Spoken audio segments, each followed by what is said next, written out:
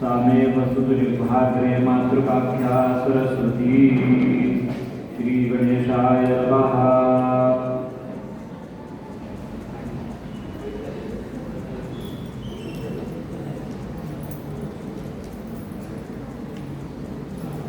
गणेशाय नमः।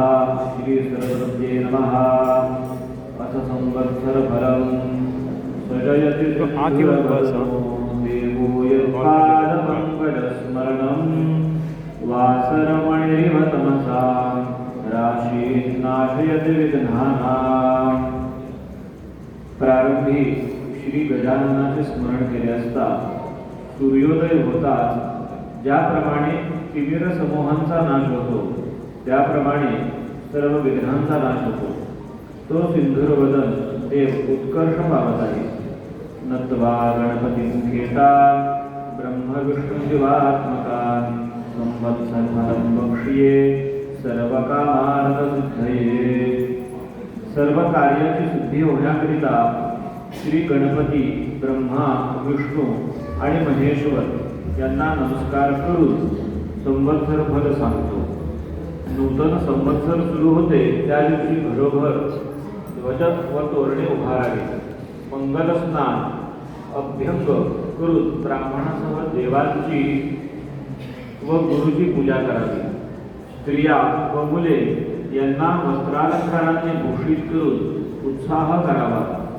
ज्योतिषीयाचा सत्कार करून त्यांकडून वर्षभर श्रवण करावे, म्हणजे हे वर्ष लाभप्रद होईल। प्रथम मंगल स्नान करून अमृतापासून उत्पन्न झालेल्या कडुलिंबाच्या कोवळ्या पानांचे चूर्ण करून पुढे सांगितल्याप्रमाणे भक्षण करावे, म्हणजे व्याधींचा नाश होऊन सुख, विद्या, आयुष्य व लक्ष्मी म्हणजे संपत्ती ही प्राप्त होतात।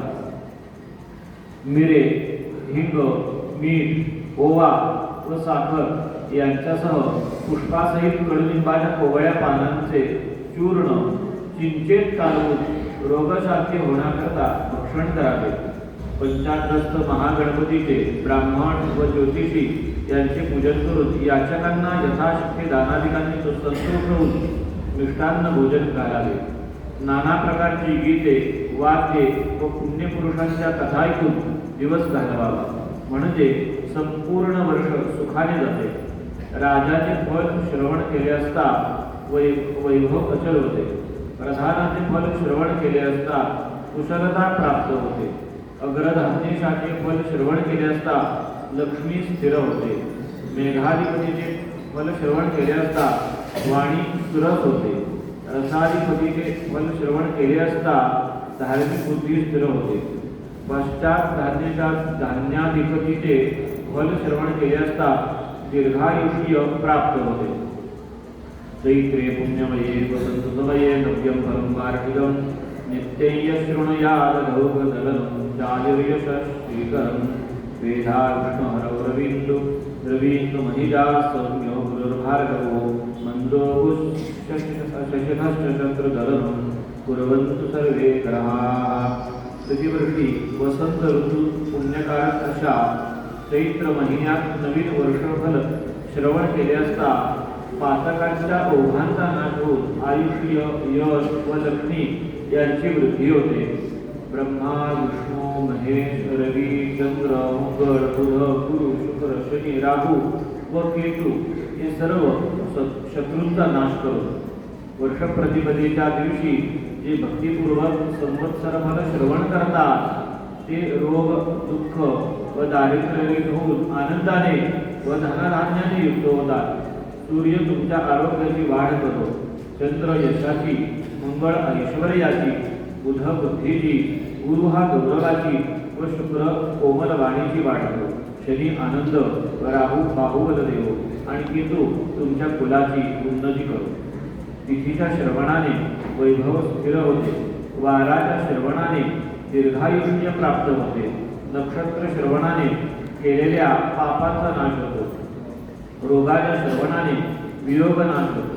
करणाच्या श्रवणाने सर्व इच्छा पूर्ण होतात. ज्योतिषाकडून नित्य पंचांग श्रवण केले असता सिद्धी प्राप्त होतात. सृष्टी श्री सूर्य सिद्धांतमधेनो समस्त जगत उत्पत्ती स्थितिलय कारण श्री महाविष्णोर्नादिकमलोद्भवस्य वर्तमान ब्रह्मणः परमायुः वर्षशतं तत्रार्धं यातं उत्तरपञ्चाशतबुधे प्रथममासे प्रथमपक्षे प्रथमदिवसे त्रयोदशघटिकाः द्विचत्वारिंशत् फलानि अक्षरत्रयस्य वर्तते. श्री सूर्य सिद्धांत मताने जगाच्या उत्पत्ती संरक्षण व लय यांना कारणीभूत अशा श्री महाविष्णूच्या नाभिकमलापासून उत्पन्न झालेल्या ब्रह्मदेवाचे आयुष्य 100 वर्षे आहे. त्यापैकी 50 वर्षे होऊन गेली. सांप्रत 51व्या वर्षाच्या पहिल्या महिन्याच्या पहिल्या पक्षाच्या पहिल्या दिवसाच्या घटिका 13 फळे 42 आणि 3 अक्षरे होऊन गेली. 4 युगे 1000 वेळा येऊन गेली म्हणजे ब्रह्मदेवाचा 1 दिवस होतो. एवढ्याच लांबीची त्याची 1 रात्र असते. ब्रह्मदेवाच्या एका दिवसात 14 मनु होतात. त्यांची नावे अशी: स्वायंभुव, स्वारोचिष, उत्तम, तामस, रैवत, चाक्षुष, वैवस्वत, सावरणी, दक्ष सावरणी, ब्रह्म सावरणी, धर्म सावरणी, रुद्र सावरणी, देव सावरणी, इंद्र सावरणी. त्या एक एक मनु 71 महायुगे होतात. एका महायुगाची वर्षे 43,20,000 आहे. याप्रमाणे चाक्षुष पर्यंत होऊन गेले. चालू असलेले वैवस्वत मन्वंतर 7वे आहे. वैवस्वत मन्वंतरातील 27 महायुगे जाऊन 28वे महायुग चालू आहे. कृतयुगाची वर्षे 17,28,000. त्रेतायुगाची वर्षे 12,96,000. द्वापार युगाची वर्षे 8,64,000. सांप्रत चालू असलेल्या कलियुगाची वर्षे 4,42,000. 4,32,000. तर म्हणजे षट्कर्तारः आदौ इंद्रप्रस्थे युधिष्ठिरः शकः चतुश्चत्वारिंशत् अधिक त्रिसहस्रयुताब्दाः. द्वितीय उज्जयिन्यां विक्रमः तस्य शकः 35 अधिक शतयुताब्दाः. तृतीयः प्रतिष्ठाननगरे शालिवाहनः तस्य शकः 18 वर्षाणि. चतुर्थो वैतरण्यां विजयाभिनन्दनः तस्य शकः 10 वर्षाणि. पंचमो गौडदेशे धारातीर्थे नागार्जुनः तस्य शकः 14 वर्षाणि. षष्ठः करवीरपुत्तने कर्णाटके कल्प्यवतारः तस्य शकः 19,800 कलियुगामध्ये 6 शतकर्ते आहेत. प्रथम इंद्रप्रस्थात युधिष्ठिर धर्मराज झाला. त्याचा शक 3044 वर्ष. दुसरा उज्जयिनी विक्रम झाला. त्याचा शक 135 वर्षे. तिसरा पैठणी येथे शालिवाहन. त्याचा शक 18,000 वर्षे. चौथा वैतरणी नदीच्या काठी विजयाभिनंदन होईल. त्याचा शक 10,000 वर्षे. पाचवा गौड देशात धारातीर्थी नागार्जुन होईल. त्याचा शक 4 लाख वर्षे. सहावा कोल्हापूर प्रांतात कल्की होईल. त्याचा शक 821 वर्षे. कलियुगाच्या 71 वर्षातून 5,126 वर्षे मागे पडली व 4,26,874 वर्षे अजून शिल्लक आहेत.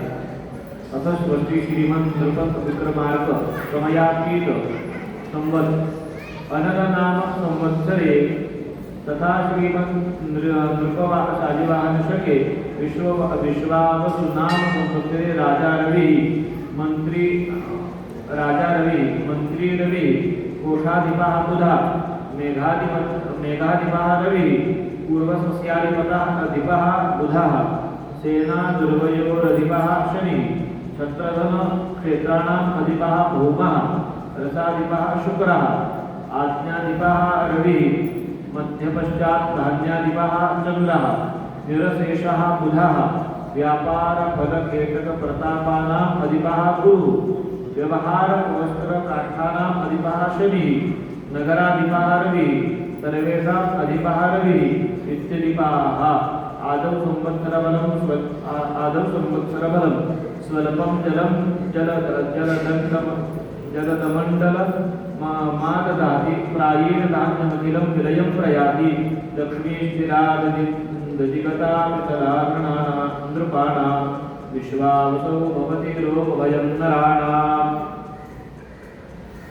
या विश्वावसु नाम संवत्सरात पाऊस थोडा पडेल, पिकांची आणेवारी कमी राहील, रोगराई वाढेल, धनसंपत्ती कमी होईल, राजाने फलांची व्यवस्था, राजाचे फल सौराष्ट्र, काठेवाड, पंजाब, उत्तर प्रदेशाचा ईशान्य भाग, वऱ्हाड, विदर्भ, दिल्लीच्या पूर्वेकडील प्रदेश आणि पाटणा इत्यादी ठिकाणी प्रधानाचे फल बंगाल प्रांतामध्ये, मेघाधिपतीचे फल बिहार व जबलपूरची बाजू, तसेच गंगेच्या दक्षिणेस गंगा आणि शोण यांच्या संगमाच्या पूर्वेस, धान्य स्वामीचे फल गुजरातमध्ये, आग्रा प्रवेशाचे फल विंध्य पर्वताच्या दक्षिण भागी, रसाधिपतीचे फल कोकण, मध्य प्रदेश आणि राजस्थान यामधील भूभाग, अर्घेशाचे फल आंध्र प्रदेशात, सेनेशाचे फल पंजाब व काश्मीरमध्ये, निरशेषाचे फल दिल्ली व पंजाबच्या उत्तरेकडील प्रदेश, फलाधिपतीचे फल गुजरात व सौराष्ट्रामध्ये, राजा रवी असल्याने धान्य, फुले, फळे कमी पिकतील, चोरांची भीती वाढेल, पाणी कमी मिळेल, रोगराई वाढेल, मंत्री रवी आहे म्हणून पाणी आणि धान्य कमी मिळेल, महागाई वाढेल, रोगराई आणि चोर यामुळे लोकांमध्ये भीती निर्माण होईल, मेघाधिपत रवी असल्याने पाऊस तुरळक पडेल, धान्य आणि फुले कमी मिळतील, चोर, उंदीर व रोगराई यापासून लोकांना त्रास होईल, खरीपाचा स्वामी बुध असल्याने पाणी विपुल प्रमाणात मिळेल, धनधान्य आणि संपत्ती वाढेल, लोक सुखी व समाधानी राहतील, रसांचा अधिपती शुक्र आहे म्हणून मीठ, ऊस, तीळ, जवस हे पदार्थ थोडे होते, मात्र पाणी मुबलक मिळेल, रब्बीचा स्वामी चंद्र असल्याने पाऊस चांगला पडून दूध, फुले, फळे यांची समृद्धी होईल, लोकांची संपत्ती वाढेल, निरसांचा अधिपती बुध असल्याने पाचू वगैरे रत्ने व कडधान्ये विपुल होती, आर्द्रा प्रवेश ज्येष्ठ कृष्ण द्वादशी रविवारी 22 जून 2025 रोजी सकाळी 6:29 वाजता सूर्य आर्द्रा नक्षत्रात प्रवेश करतो, त्याचे फळ लोकांमध्ये सुखसमाधान वाढेल, जनावरांना त्रास होईल, रोगराई वाढेल, यावर्षी नीलक नावाचा मेघ असल्याने पाऊस चांगला पडून धनधान्य मुबलक होईल, लोक आनंदी राहतील, यावर्षी वासुकी नावाचा नाग असल्याने पर्जन्यमान चांगले राहील, पिके चांगल्या प्रकारे येतील, पशुपालक यम आहे म्हणून पाऊस कमी पडेल, गवत चारा कमी होईल, जनावरांना उपद्रव होईल, लोक दुःखी होतील, मेघनिवास परिठाचे घरी, त्यामुळे रोहिणी नक्षत्र तटावर पडले आहे, त्यामुळे पाऊस पुष्कळ पडेल, धनधान्याची समृद्धी होईल, यावर्षी 2 आढळ म्हणजे पर्जन्यमान साधारण असून त्यापैकी 6 भाग नद्या व पर्वत यावर आणि 4 भाग भूमीवर याप्रमाणे इंद्र वर्षाव करील, तिथींच्या श्रवणाने लक्ष्मी प्राप्त होते, वाराच्या श्रवणाने आयुष्याची वृद्धी होते, नक्षत्राने पातक जाते, योगाने रोगाचे निवारण होते, करणाच्या श्रवणाने चिंतित मनोरथ सिद्ध होतात, सर्वांच्या श्रवणाने नित्य गंगा स्नानाचे फल मिळते, शुभकारक वर्षभर संवत्सरारंभाच्या दिवशी जे भक्तीने श्रवण करतील ते वर्षभर सुखी होतील. इति संवत्सरवरं पूर्णं श्रीगदानाथमस्तु शुभं भवतु.